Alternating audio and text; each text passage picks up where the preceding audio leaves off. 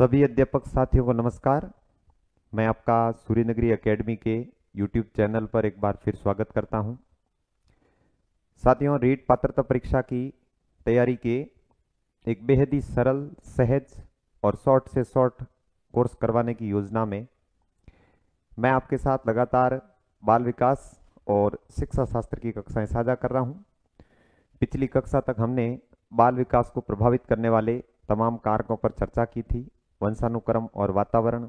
इसके अतिरिक्त तमाम प्रकार के जो अन्य जैविक और अन्य अजैविक जो कारक है बाल विकास को प्रभावित करने वाले, उन पर हमारी चर्चा पूर्ण हो चुकी है।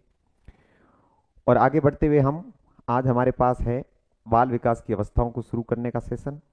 इसके अंतर्गत हम बाल विकास की तमाम अवस्थाओं पर चर्चा करते हुए बाल विकास के तमाम आयामों को भी साथ साथ वापस लेंगे, रिपीटेशन करेंगे और वर्तुलाकार विकास के नियम को लागू करते हुए पुनः फ्लैशबैक में जाकर चीज़ों को परमानेंट करेंगे, अच्छे से रिवीजन और याद करेंगे और परीक्षा तक हम कम से कम समय में सिलेबस को पूरा करने की पूरी कोशिश करेंगे। चलिए साथियों, आज का सेशन स्टार्ट करते हैं।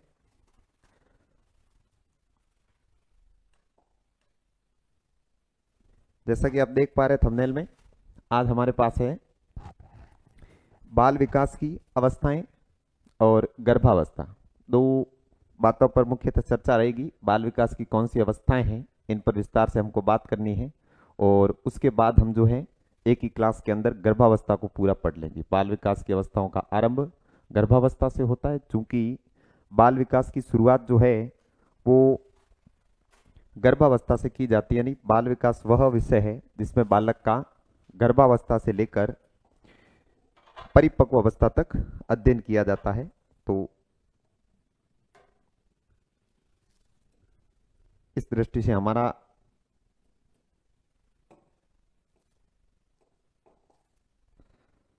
आज का सेशन हम स्टार्ट करते हैं, जिसमें हमें बाल विकास की अवस्थाओं पर मुख्यतः चर्चा करनी है। दोनों लेवल के, रीट लेवल 1 और रीट लेवल 2 के सिलेबस के अंदर ये बात समान है। एक ही जैसा सिलेबस है, D2 कॉपी, कुछ खास अंतर है नहीं। बाल विकास की अवस्थाएं कब से कब तक लेकर, तो हालांकि बाल विकास जो है जन्म से लेकर गर्भावस्था से लेकर, जन्म से नहीं सॉरी गर्भावस्था से लेकर मृत्यु पर्यंत चलता है।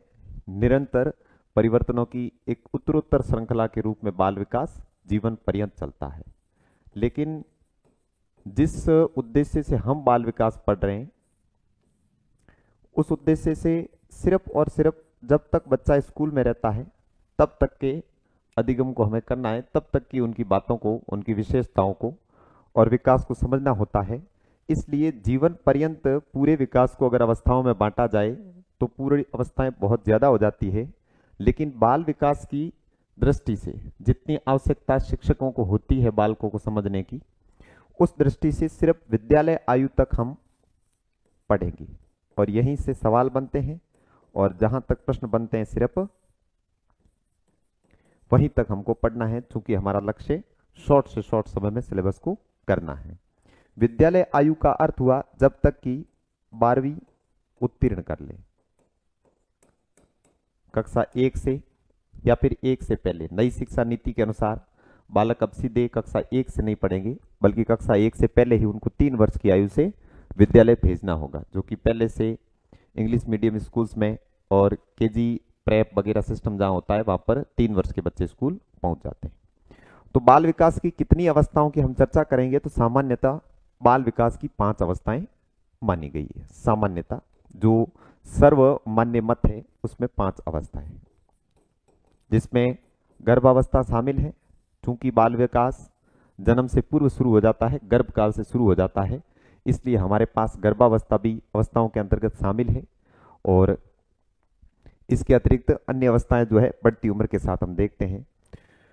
अवस्थाओं को पढ़ना क्या है, तो 5 अवस्थाएं बाल विकास का वर्गीकरण है।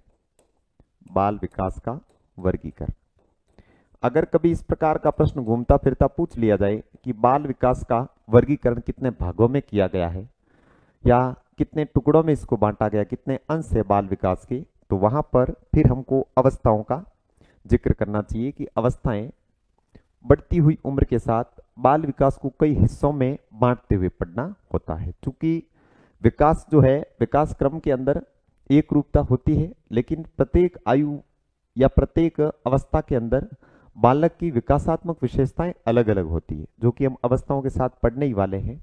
कि जन्म के तुरंत बाद नवजात होता है, और नवजात की विशेषताएं शैशवावस्था के अंत तक जो रहती है, उससे आगे की बाल्यावस्था की विशेषताएं शैशवावस्था से अलग हो जाती है। और फिर बाल्यावस्था के बाद जब बालक किशोरावस्था में प्रवेश करते हैं, तब उसकी मानसिक विशेषताएं, शारीरिक विशेषताएं, संज्ञानात्मक, संवेगात्मक, नैतिक, सामाजिक तमाम प्रकार की विशेषताओं में बहुत ज्यादा अंतर आ जाता है। तो उस दृष्टि से हमको बाल विकास की अवस्थाओं को विकासात्मक प्रत्ययों को ध्यान में रखते हुए देखना है। तो बढ़ते हम अवस्थाओं की तरफ कि बाल विकास की कितनी अवस्थाएं मानी गई है और प्रत्येक अवस्था को हम किस तरह समझ सकते हैं। पहले हम देखते हैं सामान्य वर्गीकरण। सामान्य या सर्वमान्य, सर्वमान्य वर्गीकरण। किसका वर्गीकरण? अवस्थाओं का, बाल विकास की अवस्थाओं का सामान्य वर्गीकरण। इस वर्गीकरण के अंतर्गत अवस्थाएं मानी गई है 5। पहला प्रश्न तो बुनियादी यहां से कि बाल विकास के सामान्य वर्गीकरण में कितनी अवस्थाएं बताई गई है, तो साथियों ये अवस्थाएं रहेगी 5। फिर हमारे स्तर की परीक्षाओं में दूसरे प्रश्न बनते हैं कि बाल विकास की 5 अवस्थाएं होती कौन सी है, तो इसको हम कवर करते हैं। पहली अवस्था होती है गर्भावस्था। जब निषेचन से लेकर युग्मनज से लेकर बढ़ती हुई आयु के बढ़ते हुए विकास के साथ जब तक बच्चा 9 माह के बाद जन्म लेता है, तब तक माता के गर्भ में रहने का जो उसका काल है, उसको कहते हैं गर्भावस्था। जन्म के तुरंत बाद जो आयु शुरू होती है सामान्य वर्गीकरण के अनुसार, उसको कहते हैं शैशवावस्था या फिर शैशव। शैशवावस्था को इंग्लिश में इन्फेंसी कहते हैं, इनफेंसी।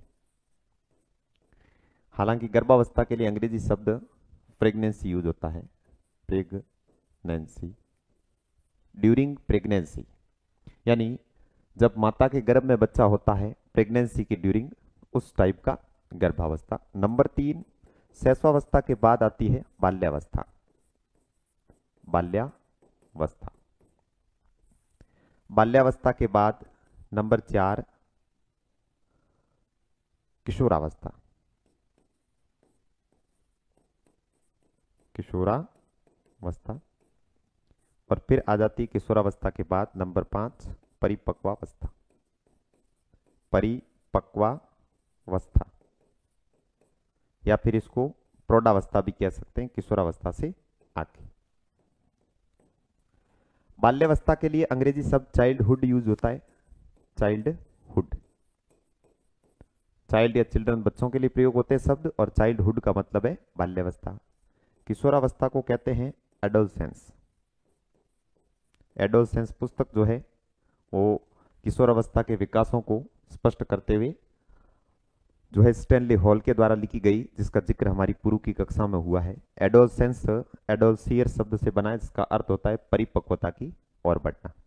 यहां से कभी कभी यह प्रश्न भी बना है कि कौन सी अवस्था है जिसका लक्ष्य परिपक्व होना है, यानी बाल विकास की वह अवस्था जिसके अंतर्गत विकसित होता हुआ बालक परिपक्वावस्था तक पहुंचना स्वयं का टारगेट रखता है, लक्ष्य रखता है, तो वो अवस्था होती है किशोरावस्था। और फिर आ जाती है age of maturation. Age of maturation, और मैच्यूरेशन एज को कहते हैं परिपक्वावस्था। परिपक्वावस्था के अंतर्गत और भी बहुत सारे हिस्से किए जा सकते हैं। जैसे परिपक्वावस्था के बाद आती है पूर्व प्रौढ़ावस्था, यानी कि परिपक्वावस्था यौवन है, जवानी है, और इसके बाद आती है पूर्व प्रौढ़ावस्था, यानी बूढ़ा नहीं है न ही जवान है, उस अवस्था को पूर्व प्रौढ़ावस्था। फिर आती है प्रौढ़ावस्था, उसके बाद उत्तर प्रौढ़ावस्था, और फिर आती है वृद्धावस्था। तो वो तमाम अवस्थाएं हमारे जो स्कूली बालक होते हैं उनके विकास से संबंधित नहीं है, अतः सामान्य वर्गीकरण के अंदर इन्हीं अवस्थाओं को शामिल किया गया। अब हम इनकी उम्र को देखते हैं, और लिखने के साथ आप इनके नाम और आयु वर्ग को याद रख लेंगे। गर्भावस्था कब से कब तक चलती है? तो युग्मनज बनने यानी कि गर्भ धारण से 9 माह तक, जब तक कि बच्चा जन्म ले ले तब तक की आयु को कहते हैं गर्भावस्था। गर्भाधान से लेकर, युग्मनज बनने का मतलब गर्भाधान होना, निश्चित जो कोष होते हैं उनका मिलकर संयुक्त कोष का निर्माण करना। और शैशवावस्था कब से कब तक चलती है? जन्म से 5 वर्ष, जन्म से 5 वर्ष। फिलहाल आपको इस वर्गीकरण को अच्छे से याद रखना है कि जन्म से 5 वर्ष तक कौन सी अवस्था होती है? शैशवावस्था। ये सामान्य और आदर्श वर्गीकरण है जिसको सभी ने स्वीकार किया है और यही आधारित, मूलभूत और सबसे विश्वसनीय वर्गीकरण है। फिर आती है बाल्यावस्था। बाल्यावस्था की आयु होती है 6 से लेकर 12 वर्ष। जब बालक 6 से 12 वर्ष की उम्र से गुजरता है तो इस उम्र को कहते हैं बाल्यावस्था। फिर आती है किशोरावस्था। किशोरावस्था की आयु होती है 12-13 से 19 वर्ष तक, 13 से 19 वर्ष तक। 13 में टीन लगता है, 13 to 19, इस वजह से किशोरावस्था को टीन एज भी कहते हैं। टीन एज, टीन एज कहे जाने का मतलब शायद आप समझ गए कि 11 के बाद 13 आता है, वहां से लेकर 19 तक चलता है, तो इस वजह से किशोरावस्था को टीन एज कहते हैं। अंतिम है मैच्यूरेशन की अवस्था या परिपक्व अवस्था। इसको सामान्यतः ये कह सकते हैं 20 वर्ष से आगे, 20 वर्ष से आगे। मृत्यु पर्यंत व्यक्ति परिपक्व होता जाता है। तमाम अवस्थाएं इसके बाद की जितनी भी है सब परिपक्व अवस्था के अंतर्गत आती है। सामान्य वर्गीकरण के अनुसार हमारे सामने हुई ये अवस्थाएं। गर्भावस्था, शैशवावस्था, सामान्य वर्गीकरण में इसको 5 वर्ष तक ही मानना है हर हाल में। और फिर आती बाल्यावस्था 6 से 12 वर्ष, टीन एज 13 to 19, और फिर परिपक्व अवस्था 20 वर्ष से आगे। ये सामान्य वर्गीकरण आपको अच्छे से याद रख लेना है। और ये याद होने के बाद इससे आगे जो बात बताता हूं वो इससे आगे आपको ध्यान रखनी है। वो कौन सी बात है? तो उसको लिखता हूं कि बाल्यावस्था को 2 और हिस्सों में बांटा जाता है। इसको भी सामान्य वर्गीकरण में अब शामिल कर लिया गया है। ये अवस्था है पूर्व बाल्यकाल, पूर्व बाल्यावस्था और उत्तर बाल्यावस्था, उत्तर बाल्यावस्था। बाल्यावस्था के 2 हिस्से कर दिए गए। चूंकि बाल्यावस्था के इस लंबे काल के अंदर दोनों स्टेप में, बाल्यावस्था के पहले के वर्षों में और बाद के वर्षों में बालक अलग प्रकार की विकासात्मक विशेषताएं दर्शाते हैं, उस कारण इस अवस्था को 2 हिस्सों में बांटा गया। और पूर्व बाल्यावस्था का समय किशोरावस्था के शैशवावस्था के अंदर चला जाता है और इस आयु को माना गया है 3 से 6 वर्ष। बढ़िया से जमा जमा के रट्टा मारना यहां पर कि पूर्व बाल्यावस्था कब से कब रहती है? 3 से 6 वर्ष तक। पहले जो हमने मत पढ़ा है कि शैशवावस्था की आयु रहती है जन्म से 5 वर्ष। अब अगर पूर्व बाल्यावस्था को 3 से 6 वर्ष तक मानेंगे तब शैशवावस्था कहां चली जाएगी? शैशवावस्था 2 वर्ष तक रह जाएगी। इसका कारण क्या है इस प्रकार का उपविभाजन और हो जाने का? इसका कारण हम इससे आगे व्यक्तिगत वर्गीकरण पढ़ेंगे अवस्थाओं का, उसमें समझ में आएगा। श्रीमती हरलॉक, जिनका नाम बार बार आया है, उन्होंने जो बाल विकास का वर्गीकरण किया, व्यक्तिगत वर्गीकरणों के अनुसार हरलॉक का वर्गीकरण सर्वाधिक विश्वसनीय है।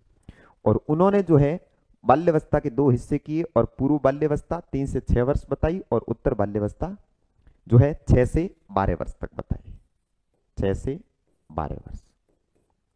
जब हम इस मत को लागू करेंगे तब शैशवावस्था हो जाएगी जन्म से 2 वर्ष, जन्म से 2 वर्ष। लेकिन ये बाद की बात है।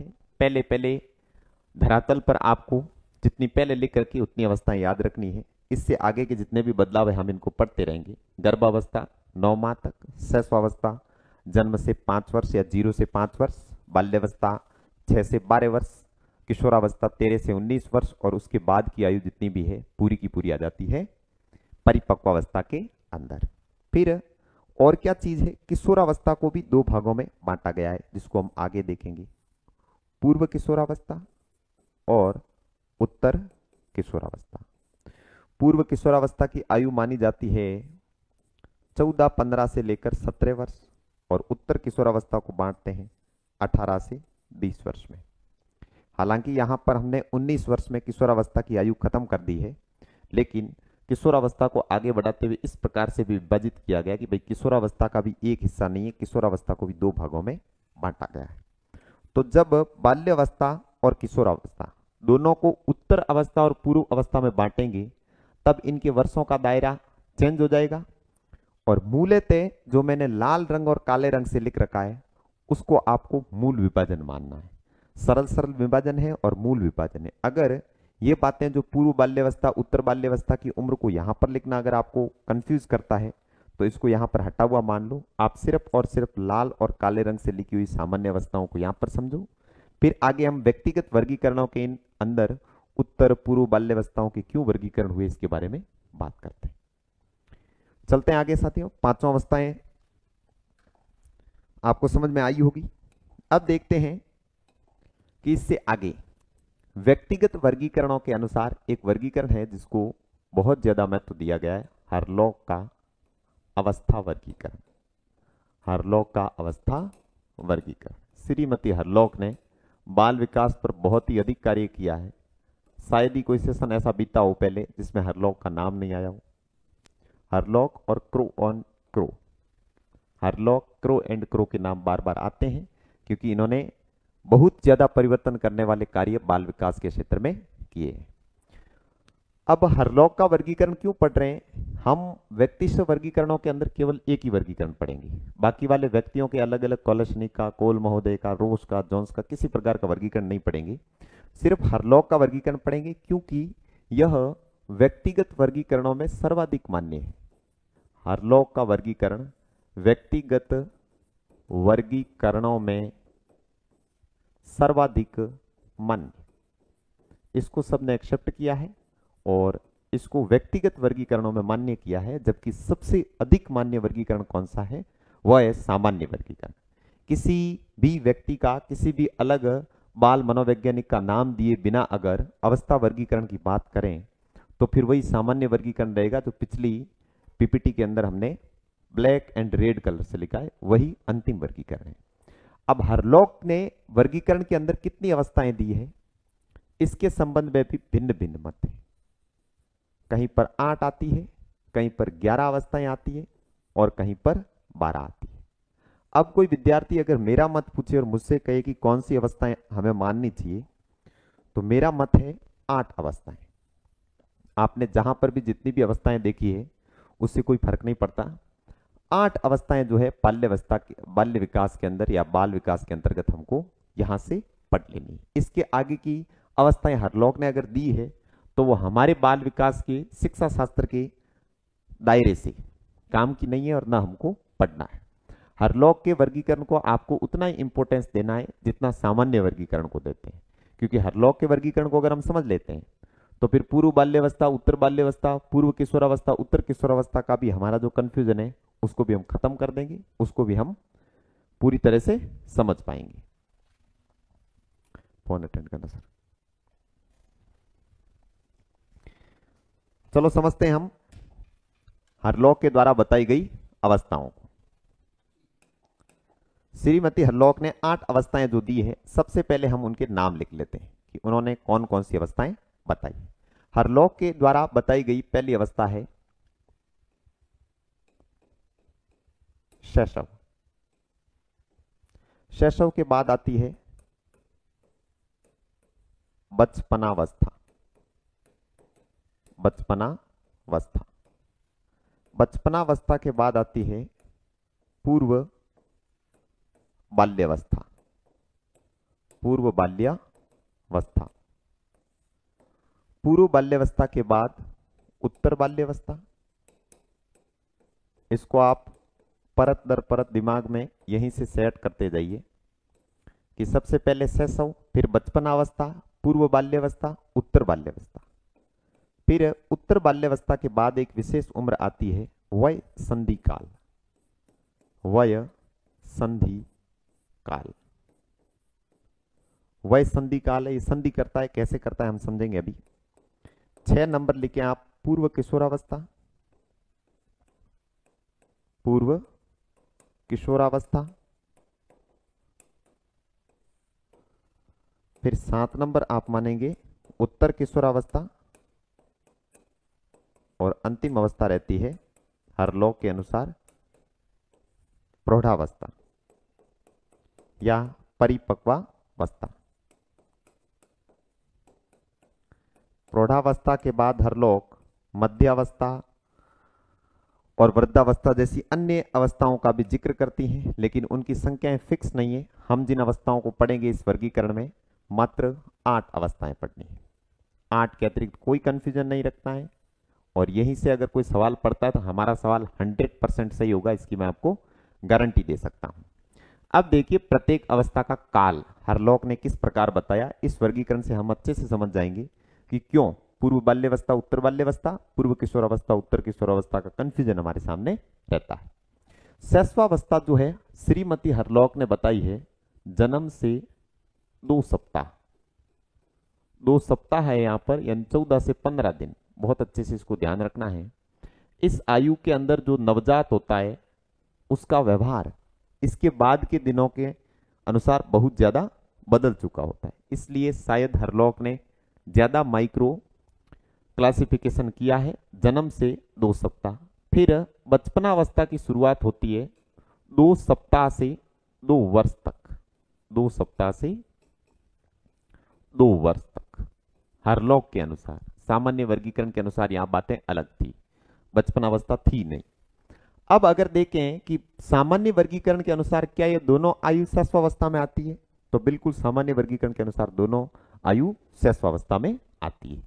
फिर बाल्यावस्था की आयु क्या रहती है हरलॉक के अनुसार, ये बहुत इंपॉर्टेंट है, 3 वर्ष से 6 वर्ष, 3 वर्ष से 6 वर्ष पूर्व विद्यालय आयु है प्राक टोली अवस्था। 3 वर्ष से 6 वर्ष उत्तर बाल्यावस्था 7 से 12 वर्ष। अब सामान्य वर्गीकरण के अनुसार हरलॉक की ये दोनों अवस्थाएं जब घुसा दें या इनको उसके अंदर मान लिया जाए तब बाल्यावस्था 2 हिस्सों में बढ़ जाती। क्योंकि मैंने आपको बताया है व्यक्तिगत वर्गीकरणों के अनुसार सबसे अधिक मान्य मत किसका है, हरलॉक का मत है।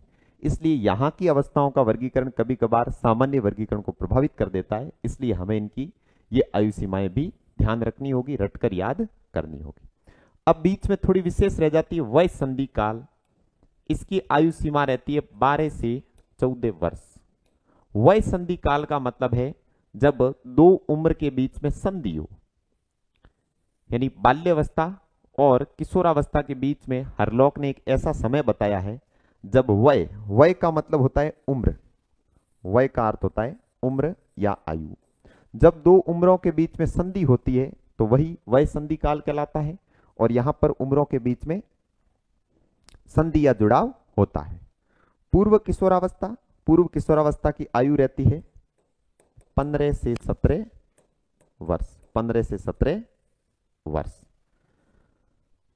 15 से 17 वर्ष। उत्तर किशोरावस्था की आयु हरलॉक ने बताई है 18 से 21 वर्ष। हालांकि सामान्य वर्गीकरण में किशोरावस्था 18-19 वर्ष में समाप्त हो जाती है, लेकिन हरलॉक के वर्गीकरण में 18 से 21 वर्ष जो है बाल्यावस्था उत्तर किशोरावस्था की आयु बताइए, और प्रौढ़ावस्था बताई है 21 वर्ष के बाद, 21 वर्ष के बाद। अब आप देखिए हरलॉक के अवस्था वर्गीकरण के अंदर जो नोटेबल पॉइंट है उनको मैं आपको फिर से समझा देता हूं एक बार कि कौन कौन सी बातें हरलॉक के वर्गीकरण में ज्यादा ध्यान देने योग्य है। पहली शैशवावस्था के अंदर 2 सप्ताह में शैशवावस्था खत्म हो जाती है, ऐसा हरलॉक कहती है। तो फिर 5 वर्ष की अन्य अवस्थाओं को किन भागों में बांटा, तो अगर सामान्य वर्गीकरण से इसकी तुलना करें तो पहले की तीनों अवस्थाएं सामान्य वर्गीकरण के हिसाब से शैशवावस्था में आ जाती है, तीनों की तीनों अवस्थाएं शैशव में आ जाती है।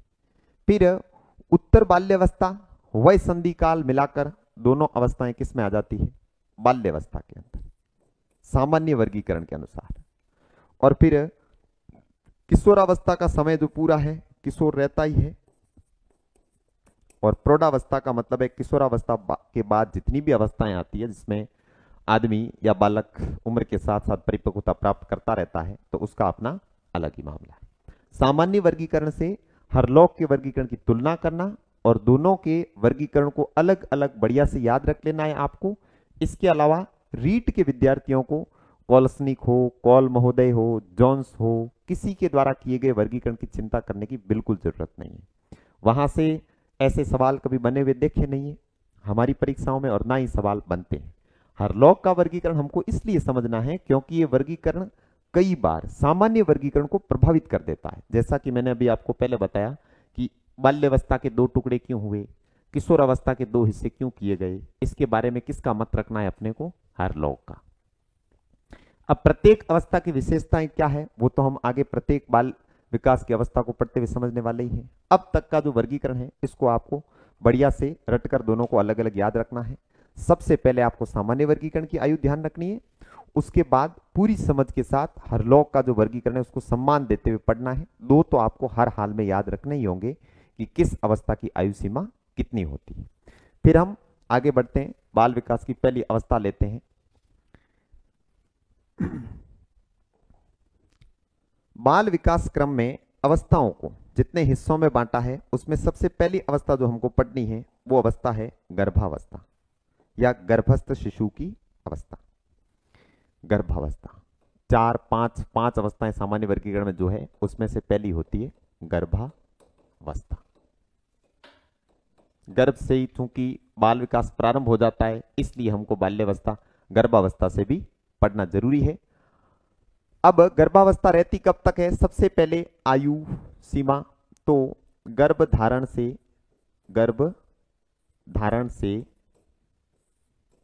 9 माह तक, 9 माह तक या 270 दिन, या अगर सप्ताह पूछा जाए तो भी वो आप कैलकुलेट करके लिख सकते हैं कि 9 महीने के अंदर कितने सप्ताह बनेंगे, 270 दिन में कितने सप्ताह बनेंगे। 7 का भाग देकर देख सकते हैं कि 1 महीने में 7 सप्ताह होते हैं, तो 63 या 64 सप्ताह के अंदर मनुष्य का जो है गर्भकाल पूर्ण होता है।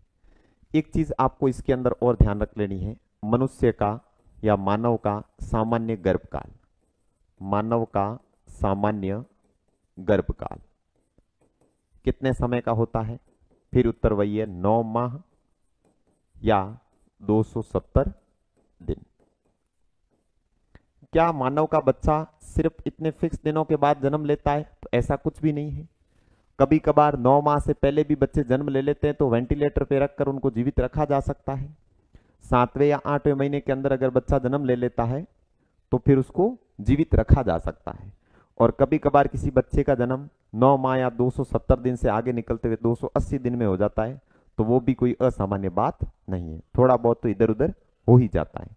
लेकिन ये जो औसत पैमाना है इसको हमें याद रखना है कि 9 माह मनुष्य का गर्भकाल होता है, जो कि बात सामान्यतः सबको पता होती है, और 270 दिन इसको दिनों के हिसाब से बांट सकते हैं। अब गर्भावस्था को पढ़ने के लिए, इसमें होने वाले विकासात्मक परिवर्तनों को समझने के लिए एक चीज यहां से आपको अलग याद रखनी पड़ेगी, और वो चीज क्या है, यहां से हमारा अध्ययन शुरू होता है। गर्भावस्था को 3 उप अवस्थाओं में बांटा गया। गर्भावस्था को 3 उप अवस्थाओं में बांटा गया, 3 उप अवस्थाओं में बांटा गया। बहुत महत्वपूर्ण है तीनों की तीनों उप अवस्थाएं, और इन्हीं अवस्थाओं के अंदर क्रम से होने वाले जो परिवर्तन हैं उनको पढ़कर हमारा अधिगम जो है अवस्थाओं के संबंध में पूरा हो जाता है। तो देखते हैं तीनों अवस्थाएं कौन कौन सी होती है। एक गर्भस्थ शिशु 3 अवस्थाओं में 3 स्टेप में अपना विकास पूर्ण करता है। वो अवस्था पहली होती है बीजावस्था। बीजावस्था, बीजावस्था का मतलब है जब एक शिशु बीज के रूप में मां के गर्भ में विकास शुरू करता है। उसके बाद आती है पिंडावस्था या भ्रूणावस्था, जब मानव युग्मनज से भ्रूण बन जाता है उसको कहते हैं भ्रूणावस्था। और नंबर 3 पे जो उप अवस्था आती है वो आती है गर्भस्थ शिशु की अवस्था। गर्भावस्था की तीसरी उप अवस्था के अंदर जाकर मानव का जो बच्चा है शिशु के रूप में जाना जाता है। उससे पहले उसको भ्रूण कहते हैं और भ्रूण से पहले उसको बीज कहते हैं। अब वर्गीकरण के अनुसार इन तीनों की आयु क्या मानी गई है, तो उस आयु को भी जानना हमारे लिए जरूरी है कि जन्म से 1 सप्ताह तक, 2 सप्ताह तक, 14-15 दिन का जब तक बच्चा होता है तब तक की जो अवस्था उसको बीजावस्था कहते हैं। जन्म से, जन्म क्या, सॉरी, गर्भधारण, गर्भधारण। गर्भधारण का अर्थ हुआ जब निषेचन होता है, पितृकोश और मातृकोश मिलकर संयुक्त कोश का निर्माण जिस समय से शुरू करते हैं उसको कहते हैं निषेचन होना या संयुक्त कोश का निर्माण होना। और ये रहता है गर्भधारण से 2 सप्ताह तक, 2 सप्ताह। उप अवस्थाओं का वर्गीकरण फिर हमारे लिए महत्वपूर्ण है, रटकर याद करना है। भ्रूणावस्था कब तक रहती है, तो 2 सप्ताह से लेकर 2 माह तक। ये वो दिन होते हैं जब मनुष्य का बच्चा मनुष्य की तरह दिखने लगता है। भ्रूणावस्था के अंदर भ्रूण का निर्माण होता है और भ्रूण सभी प्रकार के प्राणियों के अगर देखे जाएं तो उसमें अलग अलग प्रकार के प्राणी, जिनके भी प्राणियों का बच्चा है उनकी पहचान वहां से हो सकती है। और फिर रहता है तीसरी अवस्था जो है गर्भस्थ शिशु की अवस्था, ये 2 माह से 9 माह, 2 माह से 9 माह। ये गर्भावस्था की 3 उप अवस्थाएं हैं जिनके अंदर बच्चे का क्रमशः शारीरिक विकास और शरीर के अंग प्रत्यंगों का अलग अलग हिस्सों में विकास होता है। यहाँ की विकासात्मक विशेषताओं से सीधे प्रश्न आज तक बने हैं पहले और भविष्य में भी बनने की पूरी संभावना है। तो मेरे ख्याल से इतना आपको समझ में आया होगा। अब हम प्रत्येक अवस्था को, उप अवस्था को अलग अलग लेकर पढ़ते हैं कि भ्रूण के दौरान या गर्भस्थ शिशु की एक के बाद एक आयु के अंदर ये जो उप अवस्थाएं हैं इनमें कौन कौन से विकासात्मक परिवर्तन होते हैं, देखते हैं। उप अवस्थाओं में पहली अवस्था लेता हूं मैं, गर्भावस्था की 3 उप अवस्था और 3 उप अवस्थाओं में से पहली अवस्था जिसका नाम है बीजावस्था। बीजावस्था जब मानव बीज के रूप में होता है, इसको डिंबावस्था भी कहते हैं, डिंबावस्था।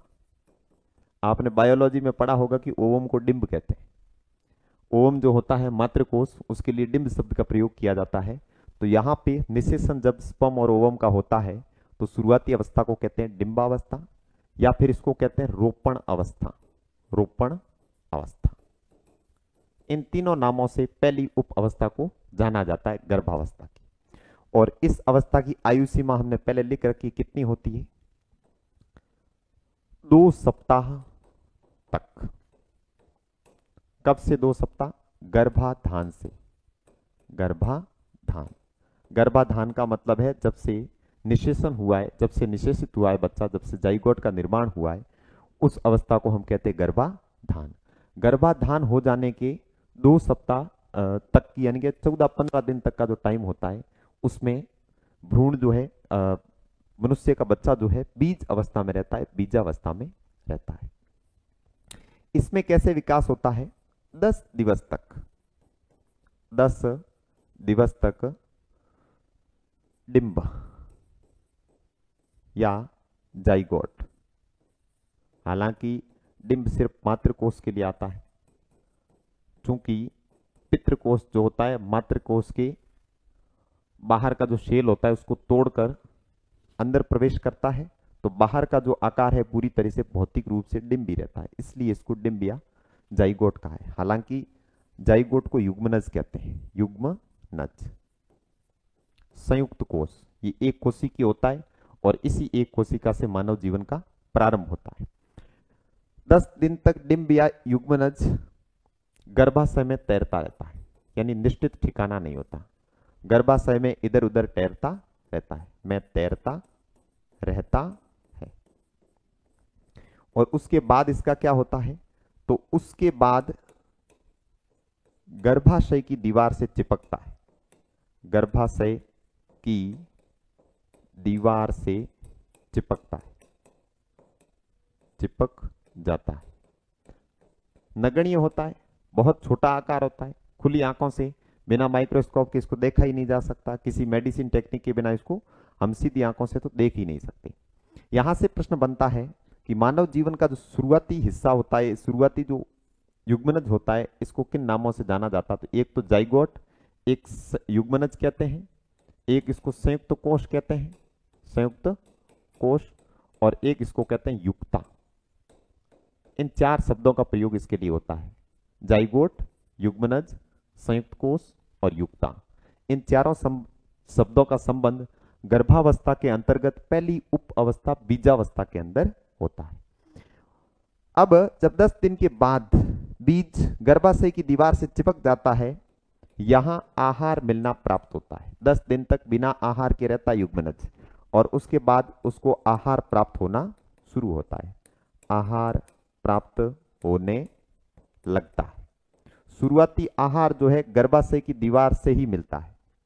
बाद की जो अवस्था हम पढ़ेंगे इससे अगली डिंबावस्था, पिंडावस्था, सॉरी भ्रूणावस्था या पिंडावस्था, उस अवस्था में प्लेसेंटा डेवलप होता है। प्लेसेंटा वो नली होती है जिसको गर्भनाल कहते हैं, और इस नाल के द्वारा बच्चे जो हैं अपनी मां के शरीर से जुड़ाव बनाते हुए पोषण प्राप्त करते हैं, उसको प्लेसेंटा कहते हैं।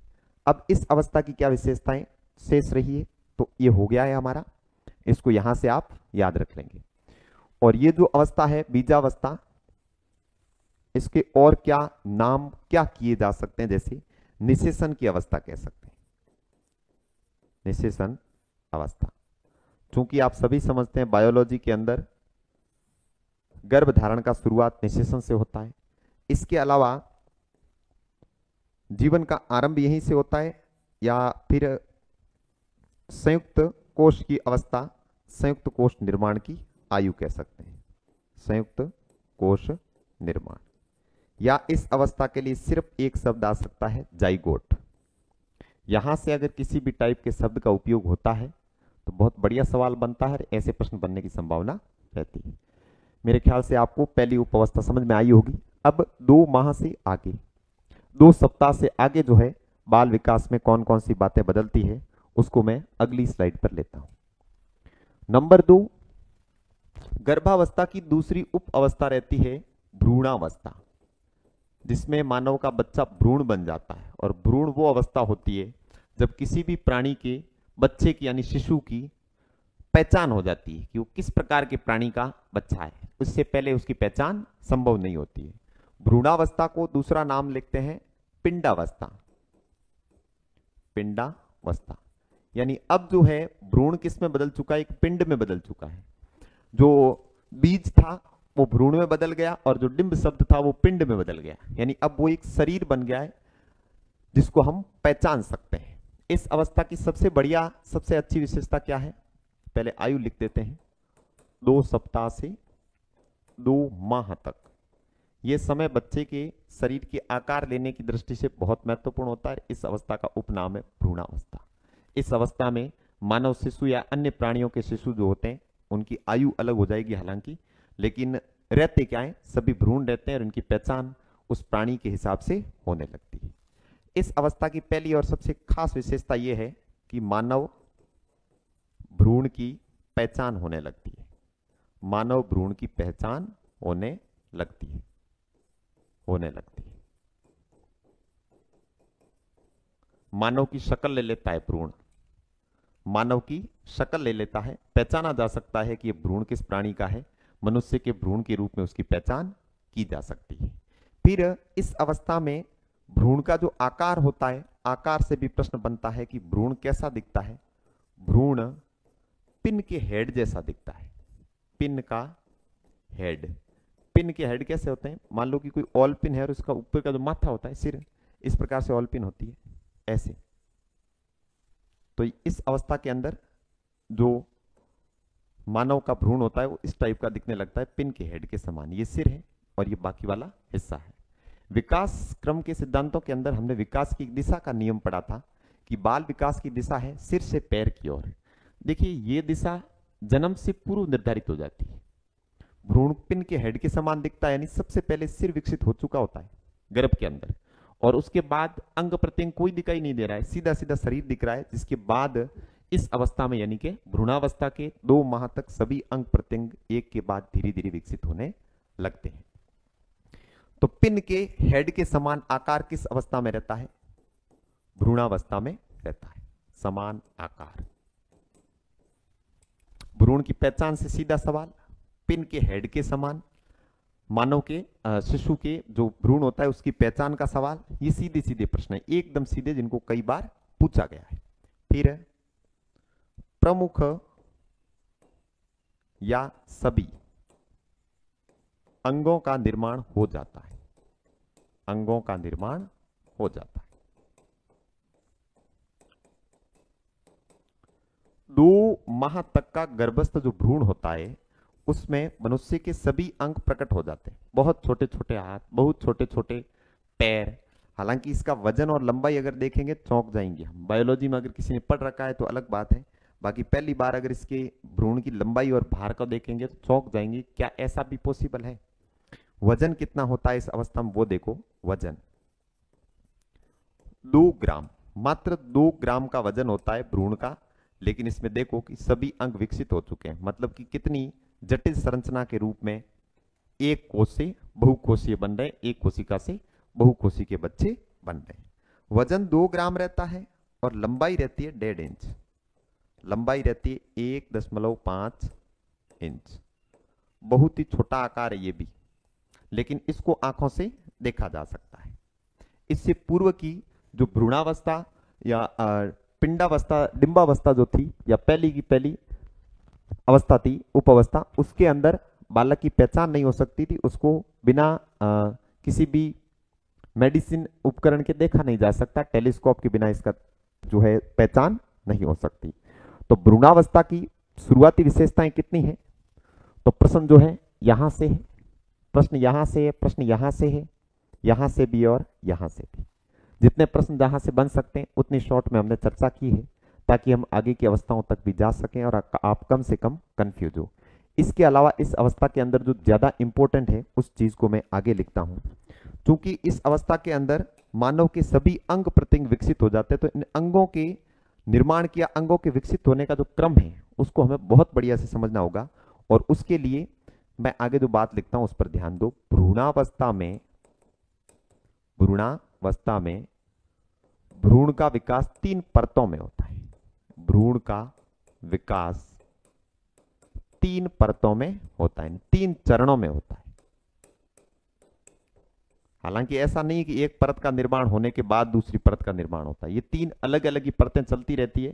पहली परत के निर्माण का आधा हो जाने के बाद दूसरी परत का निर्माण भी शुरू हो जाता है। कैसे होता है, तीनों परतें हमने को आगे पढ़नी। भ्रूणावस्था में भ्रूण का विकास 3 परतों में होता है।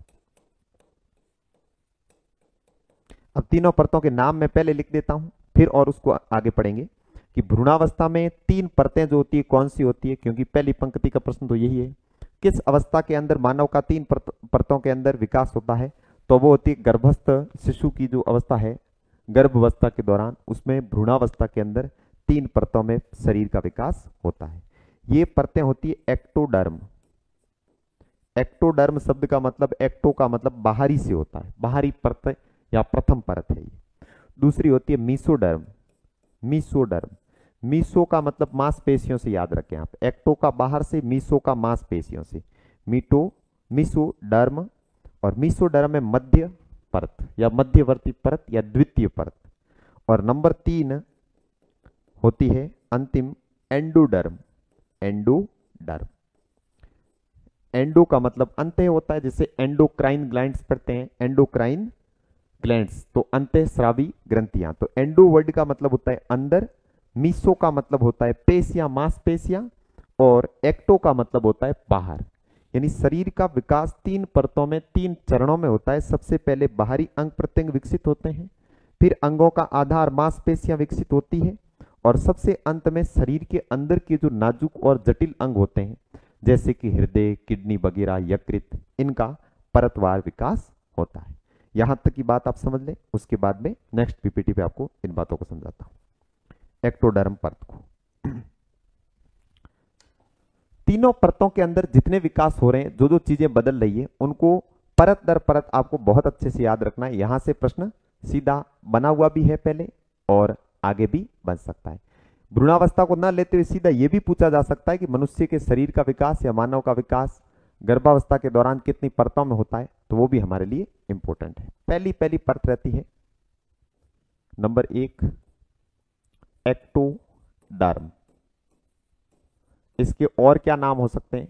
बाहरी परत यानी बाह्य परत। और क्या नाम हो सकते हैं? प्रथम परत। परत का मतलब आप चरण से लेंगे। फर्स्ट फेज में जो भ्रूण का विकास होता है, मानव भ्रूण विकसित होता है, उसकी पहली परत जो है वो है एक्टोडर्म। एक्टोडर्म के अंदर सीधा सीधा शब्द आप बाह्य पकड़ेंगे कि एक्टो का मतलब बाह्य, ताकि आपको आगे समझने में कोई समस्या नहीं आई। एक्टो का मतलब बाह्य। अब इस परत के अंदर किन किन चीजों का विकास होता है, किन किन अंग प्रत्यंगों का विकास होता है, उनको आपको याद रखना है। सबसे पहले एक्टोडर्म के अंदर विकसित होता है स्नायु मंडल। स्नायु मंडल का मतलब होता है तंत्रिका तंत्र। सवाल बन सकता है कि सबसे पहले मानव शरीर में कौन से तंत्र का विकास होता है, तो स्नायु तंत्र या फिर तंत्रिका तंत्र। तंत्रिका संस्थान, नाड़ी संस्थान, तंत्रिका या नाड़ी संस्थान।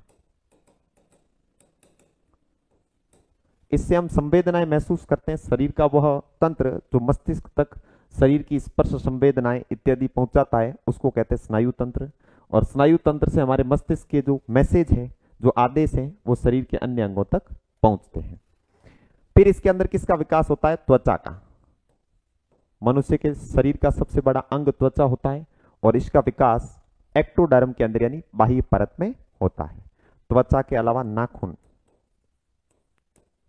दांत।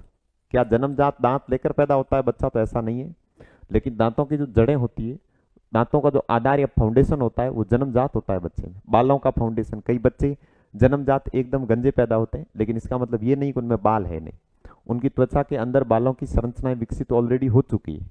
और वो कब हो चुकी है? तो 2 महीने से पहले, जब उसकी आयु भ्रूण के अंदर 2 सप्ताह से 2 माह थी, उसी दौरान उसके अंदर ये अंग बन चुके थे, बहुत अर्ली एज के अंदर। त्वचा, नाखून, दांत, नाक और क्या कह सकते हैं, खोपड़ी यानी कि मस्तिष्क। खोपड़ी का जो खोल है वो सबसे पहले विकसित होता है, क्योंकि इस अवस्था में जो है बच्चे का विकास आकार जो पिन के हेड के समान था, वो तो हम देख ही चुके हैं। पिन के हेड का मतलब है सिर। तो इस अवस्था में मस्तिष्क का विकास भी होने लगता है। अब इसके अलावा कोई बाहरी अंग जो कि शरीर के ऊपर वाले हिस्से में है, जैसे कि कान, ऐसा कोई एकाध अंग छूट भी सकता है हमसे, लेकिन आपको ये समझ अच्छे से रखनी है कि बाहर दिखने वाले जितने भी अंग होते हैं, उनका निर्माण जो है एक्टोडर्म परत के अंदर, बाहरी परत के अंदर या प्रथम परत के अंदर हो जाता है। यहां से सवाल पूछते हैं कि त्वचा का विकास मानव विकास के या भ्रूण के विकास की कौन सी परत के अंदर होता है? तो बाह्य परत, प्रथम परत या एक्टोडर्म के अंतर्गत होता है। नंबर 2, कौन सी परत हमने पढ़ी थी? वो थी मीसोडर्म। मीसोडर्म या इसको कहते हैं मध्य परत, मध्य परत या फिर कहते हैं द्वितीय परत। द्वितीय परत, द्वितीय परत के अंदर या दूसरी परत के अंदर मीसो से आपको समझना है मांसपेशियां। बहुत बढ़िया से आप ट्रिकली इसको याद कर सकते हैं। मीसोडर्म का अर्थ है शरीर की मांसपेशियां। पहली चीज तो मीसोडर्म में क्या विकसित होती है? मांसपेशियां विकसित होती है। और दूसरी क्या चीज विकसित होती है? तो मांसपेशियां व आंतरिक अंगों का आधार। आंतरिक अंगों का आधार। साथियों, शरीर के अंदर जितने भी नाजुक अंग होते हैं, प्रत्येक अंग को आधार प्रदान करने के लिए प्रोटीन इकट्ठा होता है। जैसे हृदय के आसपास के हिस्से जो है बड़ी नजाकत से नाजुक बनाए जाते हैं, वरना हृदय सीधा का सीधा हड्डियों से टच नहीं हो जाता। इसलिए ये जो होता है प्रोटीन का आधार निर्मित होता है। तो ये अन्य अंगों का आधार पहले बनता है और बाद में अंदर के अंग विकसित होते हैं। चूंकि पहले सुरक्षा कवच जरूरी है, वरना अंदर के अंग जितने भी होते हैं वो बहुत ज्यादा नाजुक होते हैं, और अगर उनके पहले सुरक्षा परत उनको ना दी जाए तो वो फिर सुरक्षित नहीं रह सकते। इसलिए पहले अंगों का निर्माण जो है परत का निर्माण, और उसके बाद लास्ट वाला जो एंडोडर्म है उसके अंदर आंतरिक अंगों का निर्माण होता है। नंबर 3, आंतरिक अंगों में मस्तिष्क का विकास सबसे पहले शुरू हो चुका है एक्टोडर्म में। अब मस्तिष्क का विकास उस अवस्था में भी होगा, मस्तिष्क का आकार जो है इस अवस्था में भी डेवलप होता रहेगा, क्योंकि मस्तिष्क एक बहुत जटिल संरचना है, इसका विकास धीरे धीरे होता रहता है। तीसरी और अंतिम परत है एंडोडर्म। एंडोडर्म, एंडोडर्म में फिर आपको पकड़ना है कि एंडो का मतलब होता है अंदरूनी परत या अंदर का विकास। अंदरूनी परत, बाह्य परत, मध्य परत, अंदरूनी परत, और एंडोडर्म वैसे नंबर के हिसाब से तृतीय परत। अब अगर मैं सीधा सीधा सवाल आपसे पूछूं कि मानव शरीर के अंदर सर्वप्रथम किन अंगों का विकास होता है, तो जवाब होगा बाहरी अंगों का विकास। या मानव शरीर के जटिल अंदरूनी अंगों का विकास किस परत में होता है, तो यह विकास होता है आखिरी परत के अंदर। अब आखिरी परत के अंदर एंडोडर्म में कौन से अंग, अंदरूनी अंग, एक शब्द में ये बाह्य अंग, बाह्य अंग, मीसोडर्म में मांसपेशियां और शरीर का आधार, एंडोडर्म के अंदर अंदरूनी अंग। शरीर के अंदरूनी अंग बहुत ज्यादा नाजुक होते हैं, कमजोर होते हैं, इनका विकास तीसरी परत में होता है। अब अंदरूनी अंग कौन से होते हैं, देखो श्वसन तंत्र, श्वसन तंत्र, पाचन तंत्र, पाचन तंत्र, पाचन तंत्र के अतिरिक्त उत्सर्जन संस्थान, उत्सर्जन तंत्र, जिसमें हालांकि किडनी शामिल होता है पर अलग से लिख लेते हैं, किडनी का डेवलपमेंट इसमें होता है। हृदय, हालांकि रक्त परिसंचरण तंत्र से संबंधित है। हृदय, हृदय का विकास भी एंडोडर्म में। हृदय के अलावा वृक्क, वृक्क तो किडनी हो गया, यकृत, लीवर जो होता है उसका विकास भी एंडोडर्म के अंदर होता है। इसके अलावा भी शरीर के अंदरूनी हिस्से में अगर कोई अंदरूनी अंग होता है, छोटा बड़ा, या कोई ग्रंथि जो शरीर के अंदर के भागों में होती है, उन ग्रंथियों का निर्माण एंडोडर्म में या अंदरूनी परत के अंदर होता है। कारण क्या होता है कि इसी अवस्था तक जाते हुए अंदरूनी अंगों को सुरक्षा मिलने लगती है, और सुरक्षा का काम करता है मीसोडर्म परत के अंदर विकसित हुआ प्रोटीन से बना हुआ आधार और मांसपेशियां। इस प्रकार तीन परतों में भ्रूणावस्था के अंदर मानव का जो शिशु होता है उसका विकास होता है, और फिर वो भ्रूणावस्था से बाहर निकलकर अगली अवस्था में पहुंचते हैं, जिसको कहते हैं गर्भस्थ शिशु की अवस्था।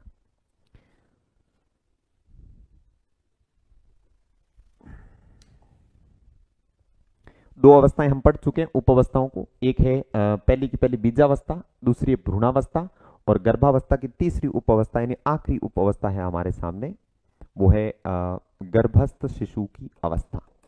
गर्भस्थ शिशु, यहां एक शब्द आया है शिशु, ध्यान दीजिए। मानव के गर्भकाल के दौरान किस आयु में या किस अवस्था में मानव के भ्रूण को या मानव के छोटे बच्चे को शिशु कहा जा सकता है, तो गर्भावस्था की तीसरी उप अवस्था में इसको शिशु कह देते हैं, गर्भस्थ शिशु की अवस्था। अब क्यों कह देते हैं, क्योंकि इससे पूर्व की भ्रूणावस्था थी, उसमें मानव का जो भ्रूण था वो मानव के रूप में पहचाना जा सकता है, उसके प्रमुख अंग प्रत्यंग विकसित होने लग चुके हैं, लगभग उनका आकार लिया जा चुका है। फिर गर्भस्थ शिशु की अवस्था का काल क्या रहता है,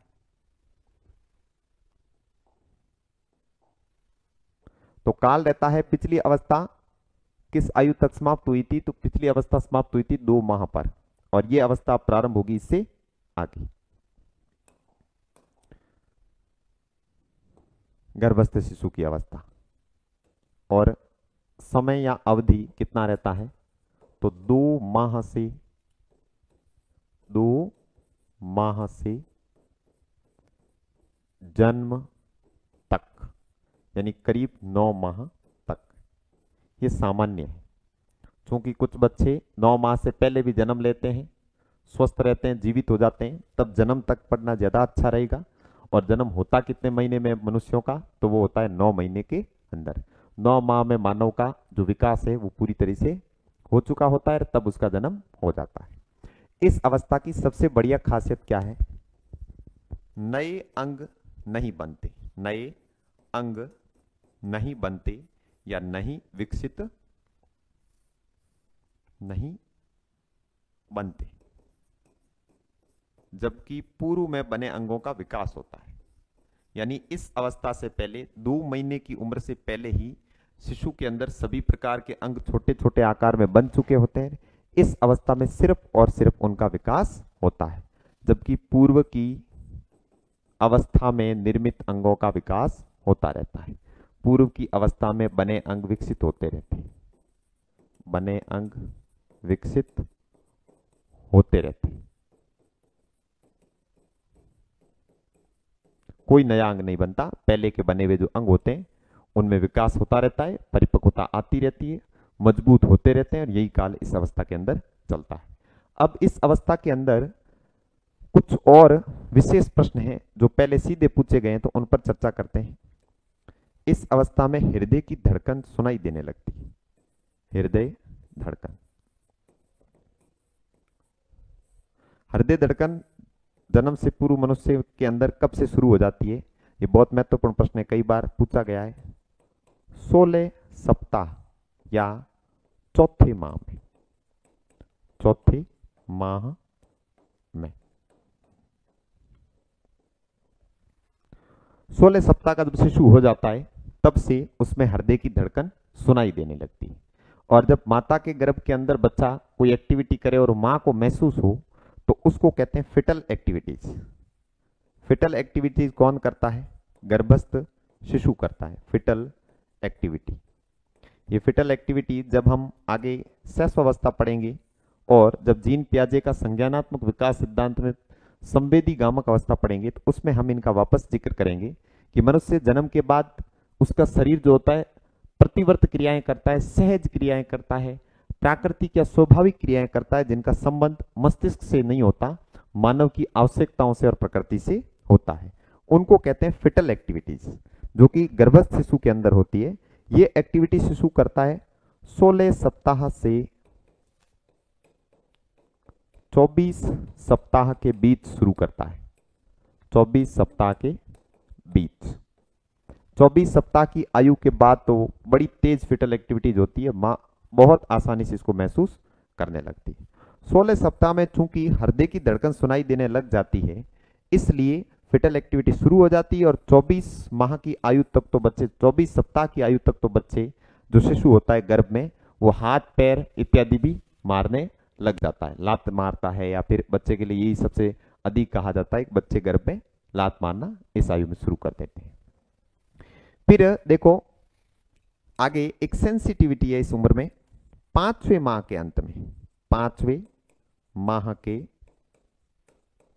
अंत में या 6वें माह के आरंभ में, 6वें माह के आरंभ में, ये बहुत सेंसिटिव टाइम होता है प्रेगनेंसी की ड्यूरिंग।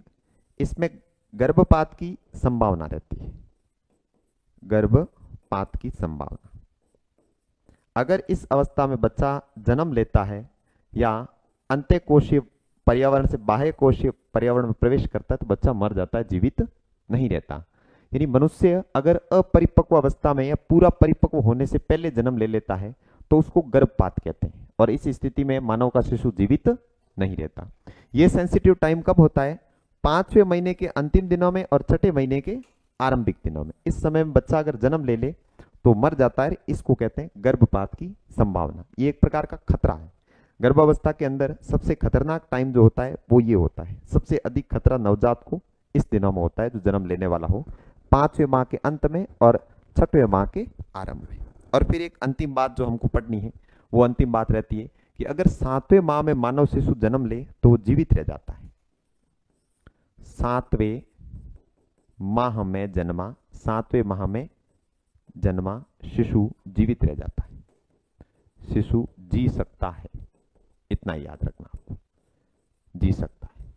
फिर 7वें 8वें और 9वें माह तक तो उसका पूरा का पूरा जो भ्रूण या शरीर जो होता है बढ़िया से विकसित हो जाता है, और फिर वो अच्छे से अगर जन्म ले भी ले तब भी वो जीवित रह सकता है, सलामत और सुखी जी सकता है। इसमें अगर 7वें माह में शिशु जन्म ले ले तो क्या होता है?